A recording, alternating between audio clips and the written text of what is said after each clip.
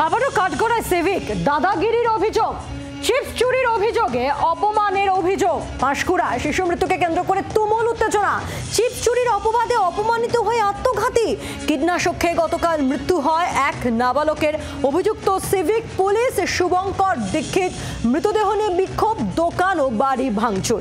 কথা বলবো, আমাদের সঙ্গে রয়েছেন আমাদের প্রতিনিধি কিরণ মান্না, রয়েছে আমাদের সঙ্গে টেলিফোনে। কিরণ, আবারও কাঠগড়ায় সিভিক।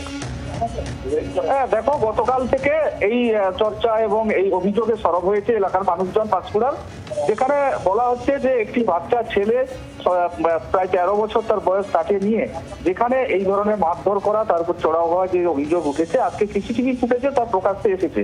যেখানে বলা হচ্ছিল, যা পরিবারের পক্ষে যে অভিযোগ করা হয়েছিল, যে বাইরে পড়ে থাকা যে চিপসের প্যাকেট দোকানদার কেনা দেখতে পেয়েছি, সেই ছাত্র তুলে নিয়ে চলে যাচ্ছিল এবং সে ভেবেছিল যে তার হাতে যেহেতু তার বাড়ির লোক টাকা দিয়েছিল, পরে এসে টাকা দেবে, কিন্তু তার উপর অত্যাচার চালানো। ফের তার মা আসেন এবং এসে দোকানের সামনে তার মাও শাসন করেছিলেন। সেই রাগে অভিমানে এই যে ছাত্র কীটনাশক খেয়ে নেয় এবং তার মৃত্যু হয়। সেই মৃত্যুকে ঘিরে যথেষ্ট উত্তেজনা ছড়ায়, গ্রামবাসীরা উত্তেজিত হয়।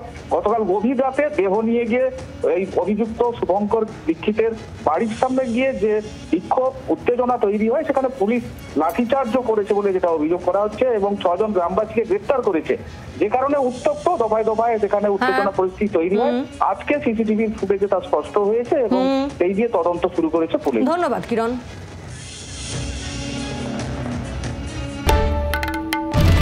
বাংলার আওয়াজ, বাঙালির আবেগ, জি 24 ঘন্টা।